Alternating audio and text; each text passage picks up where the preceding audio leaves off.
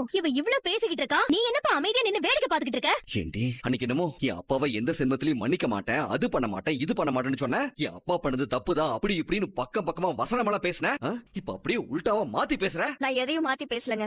மறுபடியும் இந்த வீட்டோட சேர்றதுக்கு மன்னிப்பு கேட்கறதுக்கு வந்திருந்தாங்கன்னா நானே இந்த வீட்டுக்குள்ள வராதீங்கன்னு சொல்லிருப்பேன். ஆனா அவங்க வந்ததா அம்மாச்சிக்கு கடைசி மரியாதை செலுத்துறதுக்காக. என்ன களவாடி பையல, நீர்மாலைக்கு போகணும், ஸ்ரீதேவி வாங்கணும்னு அடுத்தடுத்து என்ன பண்ணணும்னு பேசிக்கிட்டு இருக்காங்கடா. நீ என்ன அமைதியா கேட்டுக்கிட்டு இருக்க? இப்படியே என்ன கொண்டு போய் குடியில தள்ளுற வரைக்கும் வேடிக்கை பாத்துக்கிட்டு இருப்பியா? அம்மாச்சி என்ன பண்ண சொல்றீங்க நீங்க? அம்மாச்சி கடைசி ஆசை அது இதுன்னு எதுவோ எழுதி வச்சிருக்காங்க. என் ரூம்ல போய் பாருங்க. இப்பவே போய் பாக்க சொல்லுடா. அப்படியா? அத பாத்துட்டு இந்த இடத்துல நீ படத்தை எடுக்கணும்னு சொல்லு. ஆளாளுக்கு எனக்கு அதை எழுதி தர சொன்னாங்க, இதை எழுதி தர சொன்னாங்கன்னு எல்லாம் பேசிட்டு இருக்காங்க. ஒருவேளை அம்மாச்சி ரூம்ல எதுவும் கடைசி ஆசையா எதையாவது நிறைவேற்ற சொல்லி எழுதி வச்சிருக்காங்களான்னு பாக்க சொல்லலாம்ல மாமா?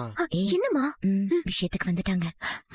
ஆமாண்ணே, சொத்தெல்லாம் எப்படி பிரிச்சு கொடுக்கணும், அம்மாவோட நகைலாம் யாருக்கு எம்பிட்டு போகணும்னு ஏதாவது எழுதி வச்சிருக்கானுக்கலான்னு. ஏன் சாவித்ரி, நடு வீட்டுல ஆத்தாவை இந்த நிலைமையில வச்சுக்கிட்டு நகை எங்க வச்சிருக்கா, சொத்தை எழுதி வச்சிருக்கான்னு கேட்டுக்கிட்டு இருக்க. 16வது நாள் காரியமா ஆத்தி உறுதியா நம்மள கொண்டு போய் புதைச்சிருவாங்க போல இருக்கு. உயிர் எழுதி வச்சதுல சொத்து பிரிக்கிறது கூட அப்புறம் பாத்துக்கலாம் மாமா. ஆனா அம்மாச்சி அதோட கடைசி ஆசைய ஏதாவது எழுதி வச்சிருந்தா அது அம்மாச்சி வீட்டுல இருக்கும் போதே நிறைவேற்றி வச்சாதான் சரியா